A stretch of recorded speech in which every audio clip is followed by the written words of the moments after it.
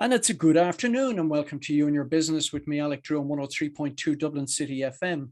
Each week, I invite an expert from the world of business to share their knowledge, insights, and tips to help you with your business challenges.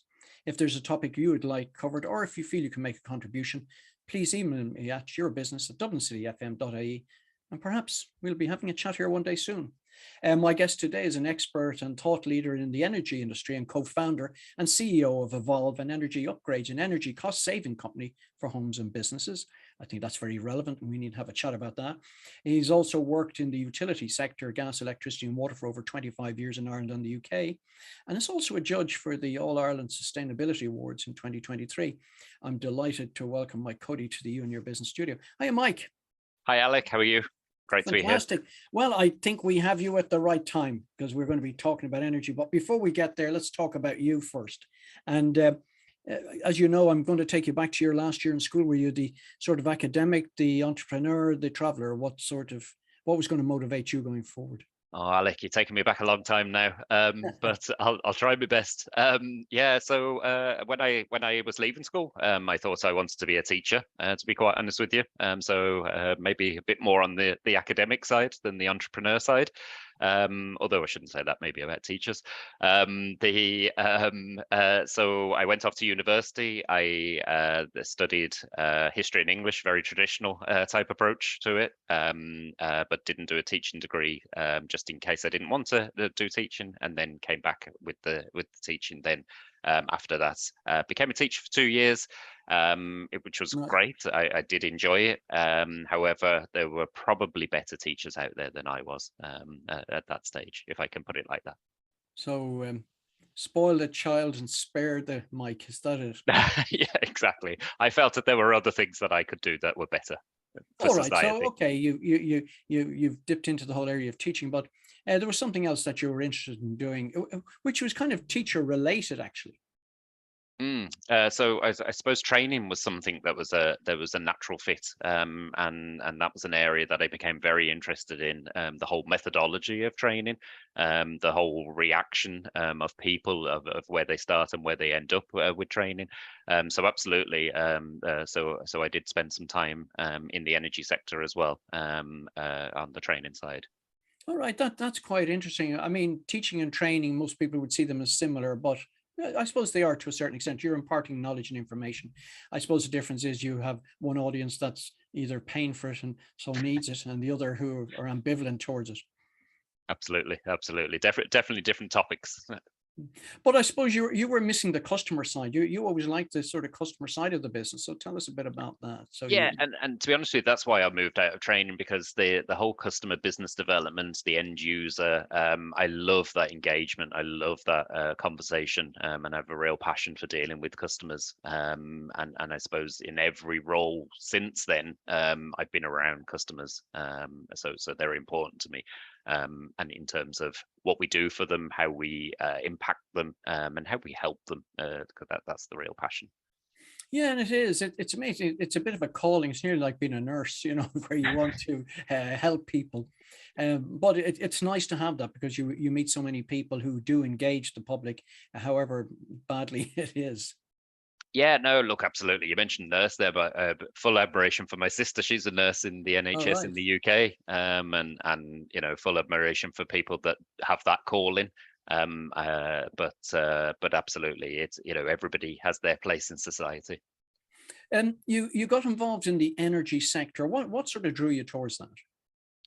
Well, to be honest with you, a lot of debt coming out of university was the initial part of that, Right. and I saw an opportunity to earn money.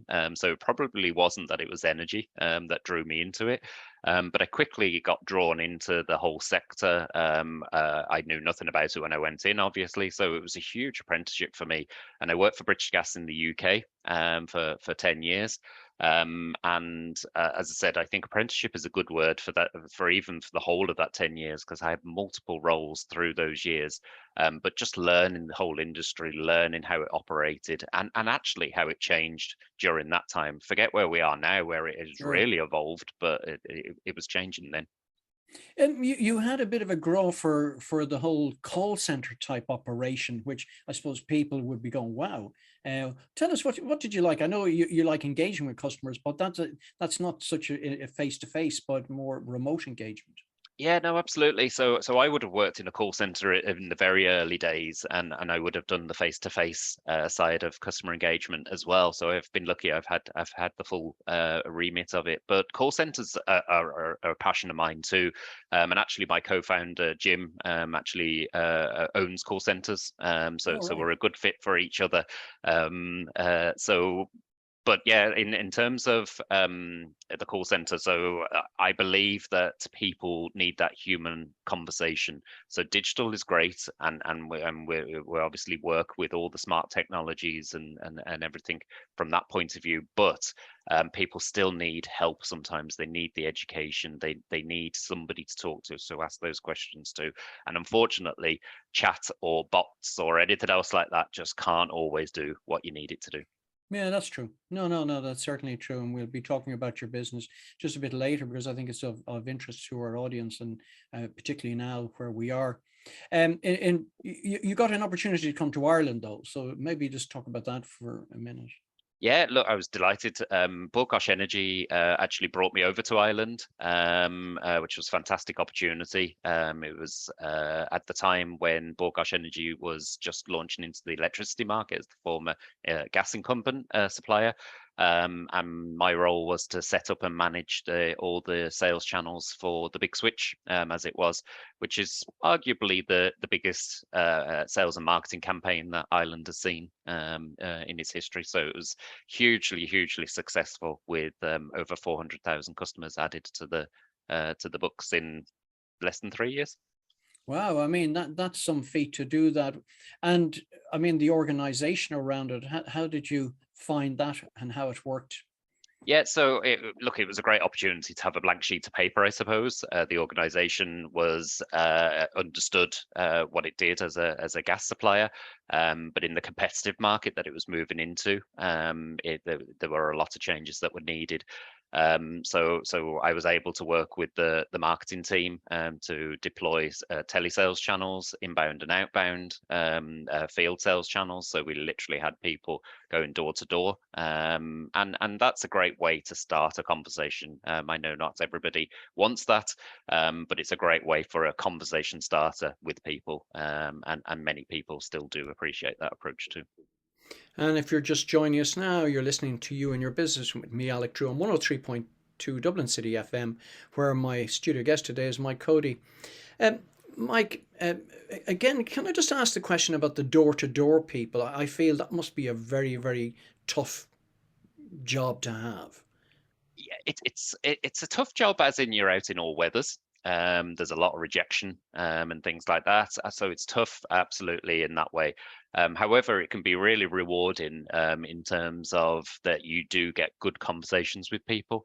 And when it's raining hard outside, apart from the times of COVID, then people do invite you in, and they do have that level of sympathy for you to have a conversation with you. Sure. And look, if you're selling the right products and discussing the right products with customers and cost savings and things like that, then you're definitely in for a good conversation with the customer.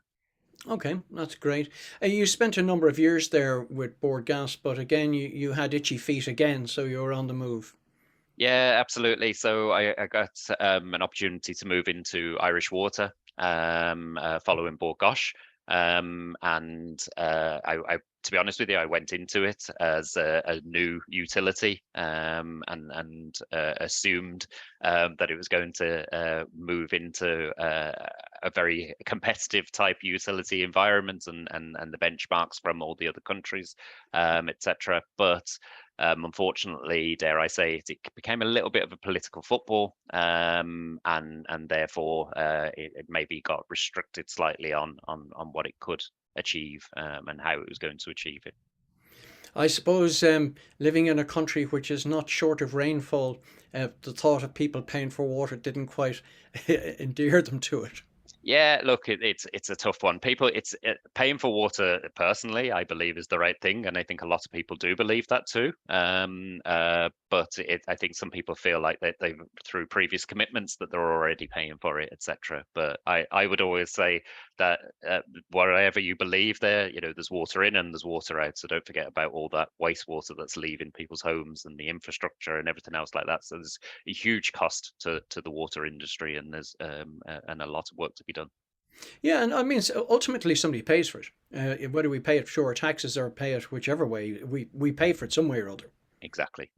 And an entity has to do that. So therefore somebody has to be doing that. So whether, whatever you believe that entity is. But around that time, Ireland was quite a sort of vibrant place to attract businesses in, and that was again to take you to another stage of your career. Yeah, absolutely. So after leaving Irish Water, I left to bring in a Canadian slash American company, energy company called Just Energy. They were expanding their international footprint. They'd already gone into Japan and the UK and Germany, but they decided that they were going to enter the Irish market. So I got them set up in the Irish market through all the regulatory license requirements, etc., as a Right. supplier, and managed them as a business then. Right. Again, that must be quite an onerous task to take people through the regulatory side of things. Ireland's not known as the quickest place to get sort of permits and that issued.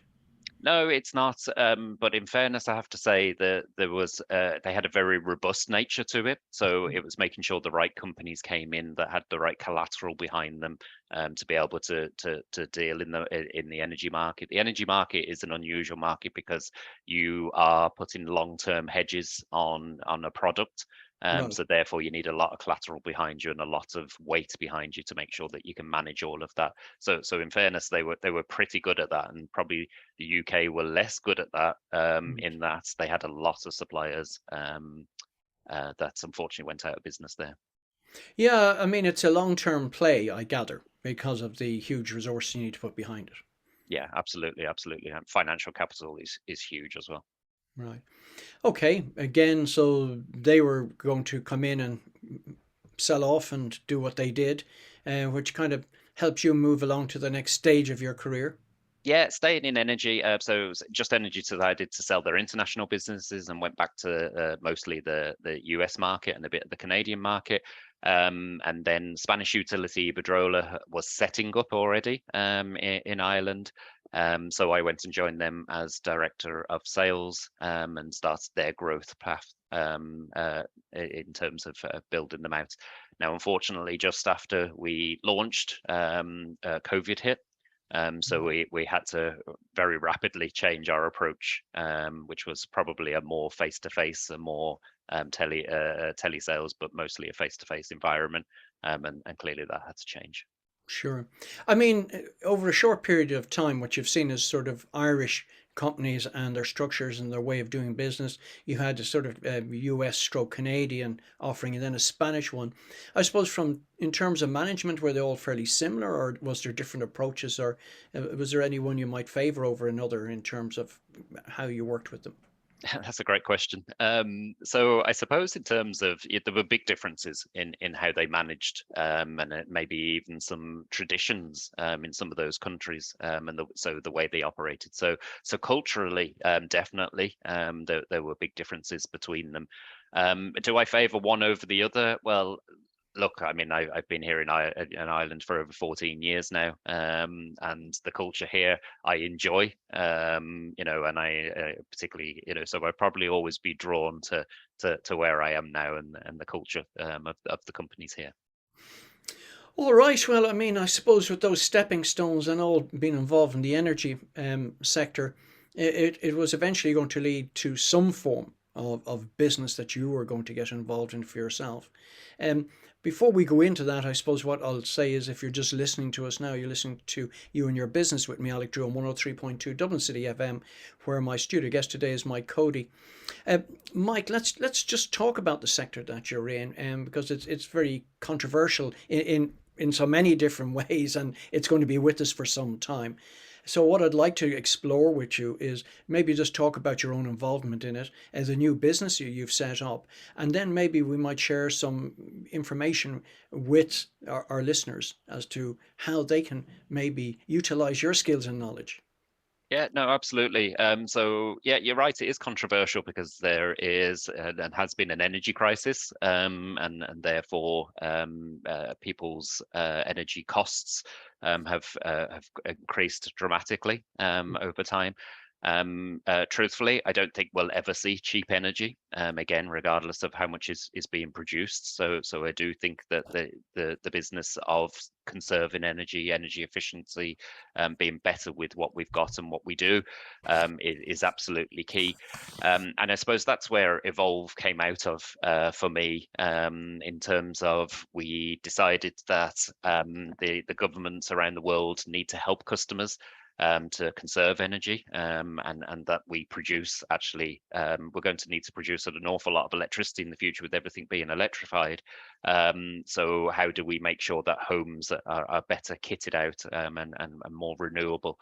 And I suppose that even the brand name e-volv, that's where that came from. So we said that e-volv would be to change over time, and the strapline towards a green future. So to bring renewables into homes and businesses. And that was the opportunity, I suppose, that I took with my partner, co-founder, to set it up. You have some interesting statistics, particularly around the domestic marketplace. Maybe you'd like to share those, which might probably shock some people. Yeah, look, I mean, there's always statistics that you could draw on in these sorts of sectors, but I like to draw on, I suppose, the regulatory bodies and etc. And over 40% of the market have never actually switched energy supplier here in Ireland. Wow. And when I say I mean the word never. So it's not that they switch infrequently; they just never have, which is unusual because there are lots of mechanisms to switch, and have been over the years. And actually, switching energy supplier arguably was a lot easier than switching anything else, say a mortgage or anything else like that in the past. Mm. But it's probably become slightly more complicated, in that the energy crisis hasn't helped. The smart meters have been deployed, Mm. and when you look at it, only 4% of customers actually have gone onto a smart tariff or a smart price plan. So again, it shows that there's some reluctance for customers to engage, and we think it's because of an understanding, perhaps, in an education. Can you talk about the smart meters and tariffs? Most new homes, I think, have them, but most of the older homes don't. Would that be correct? So ESB Networks is on a program at the moment to complete them. At this point in time, over 1 million have been fitted, the Right. millionth recently. So they're definitely getting through them now, and fitting them in homes. You're right, all new homes are fitted with them, but the retrofit of them is very much happening too. All right. I must keep an eye out for that. Talk about the advantages of the smart meter. What do they do? Why should people be interested in having them? Yeah, so smart meters are great, in what they do. They're good for the industry as a whole. First of all, if I take it there, because it stops meters having to be physically read, because they're constantly polling data back, so which is much more useful, in terms of being able to send more regular data. It allows for what they call time of use tariffs, and these are smart price plans. So in other words, being able to move your energy usage to different times of the day to take advantage of cheaper pricing. Right. So when the market is in high demand for energy, it might be more expensive, because the utility companies, the energy companies are buying it more expensive then. And then if you can move to a cheaper time, then it allows you to do that, and it allows more visibility around that. So they're kind of important in that way. And then of course with the further technologies like solar, being put on a solar PV on people's roofs and solar panels, that then allows for things like batteries to be fitted to store, and then not only that, if there's excess generation, then the meter can pick up that it's exporting back to the grid, and Um, customers can be paid. And that's only come in since July, is it here? Yeah, that's in this year. So that's available for customers now through their I, energy supply. I suppose, again, just to move slightly wide of that, for most sort of three-bed semi-detached homes, suburbia, um, solar panels, are they really an option for people? Oh, absolutely. There's over 50,000 customers or homes have them at the moment. So there's a long way to go to create this into a much bigger feat than it is. But as well as solar panels, which is grown exponentially at the moment, and people really have drawn into it and bought into it, is battery storage as well. Because no matter you will always pay more for an imported electron or a kilowatt hour of electricity than you will for what you export out. But even in Ireland, solar panels do work. And I know 10, 15 years ago, people were like, solar panels in Ireland, really? Yes.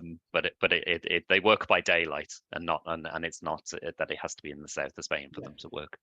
All right, that's quite interesting. And there are plenty of grants going on out there for it. Absolutely, yeah. The SEAI are, I suppose, the face for the government to enable those to happen. And there's grants available for multiple measures, but solar PV being one of them as well.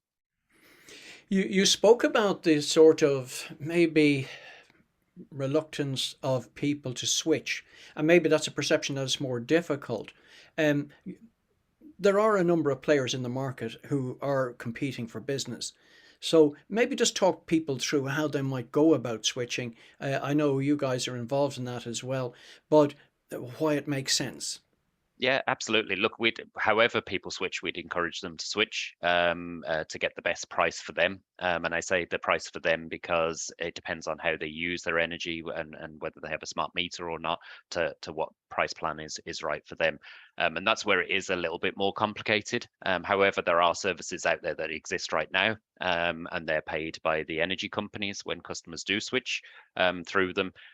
We're slightly different. We do offer a switching service as well. We do ask the customer for a small administration payment instead, Right. and then they'll get the advantage of the hundreds of euros that they're going to save.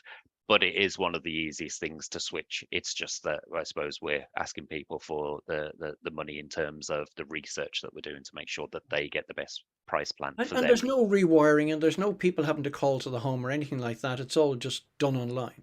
Yeah, no, absolutely. It's there's no blackouts because of a switch. There could be blackouts for other reasons, but not for energy switching or anything like that. There's no, as you say, no meter changes, no rewiring, no physical activity. It's actually an administration change that happens, and then you see a different name on the top of the bill. I mean, that's just one small part of the offering you've got, and it's not your primary offering. Talk about e-volv. I mean, it's only been set up very recently, but what is its sort of mission and vision? Yeah, look, Alec, you're right. We got set up this year. We've grown hugely in a short space of time, and we're actually just starting to really go through a growth phase now in terms of recruitment and everything else. So we're really excited about where it's moving to. But e-volv was set up, as I said to you, in terms of enabling people to help them reduce their energy costs, increase their energy efficiency, and to deploy and install renewable technologies in the home. So eventually, that they move towards removing fossil fuels from their homes or their businesses as much as is possible with that. So we will offer everything you can imagine in the home in terms of smart technology, in terms of insulation. So therefore, the energy efficiency side, EV chargers for the new world of the electrification of transport, and anything to do with kind of heating and heating controls and doing things better in the home. But I suppose that one of the key factors of setting it up was how do we allow people to do it as effectively as possible. Sure. So the way that we've set it up is that my passion for call centers, and my co-founder having a call center. So what we do is we draw customers in through our call center. We'll do an audit over the phone with the customer, give them recommendations of what types of measures that are available to them, what grants are available to them, what supports are available to them. And then we have a framework of partners that we can handhold them through to get those measures completed for them. I suppose one of the areas of resistance that you might come across when people are they don't know where to find the information that's needed. What are they paying per unit on gas or electricity, and what are the other charges involved? Is there any way you can give them some sort of steer as to how to prep for that sort of call, that at least they have the right information, which is of value to them, whoever they're going to be talking to? Yeah, no, absolutely. Look, I suppose us getting visibility of the bill, it absolutely helps an awful lot because we can extract a huge amount of information from that to help the customer.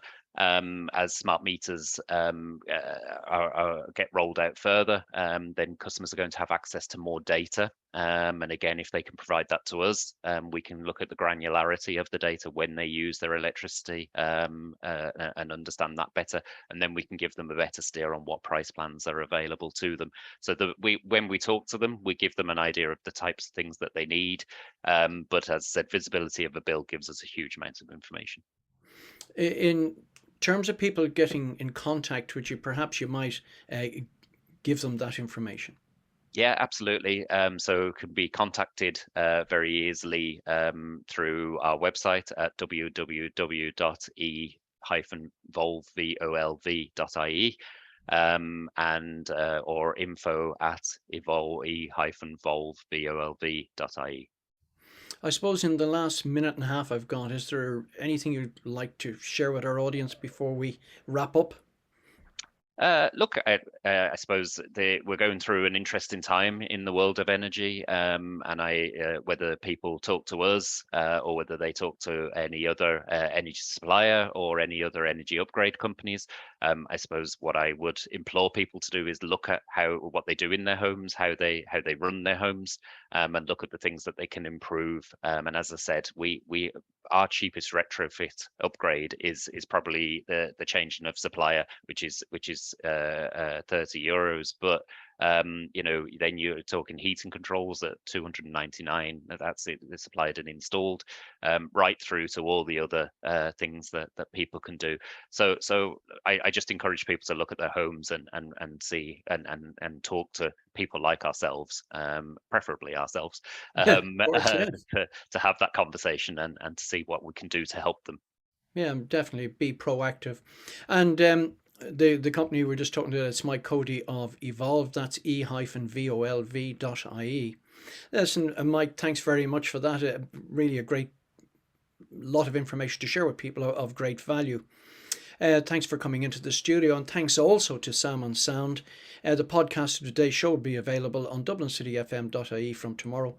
Thank you for your company, and please remember to join me, Alec Drew, again next week at the same time, 1 o'clock, right here on 103.2 Dublin City FM, for another edition of You and Your Business.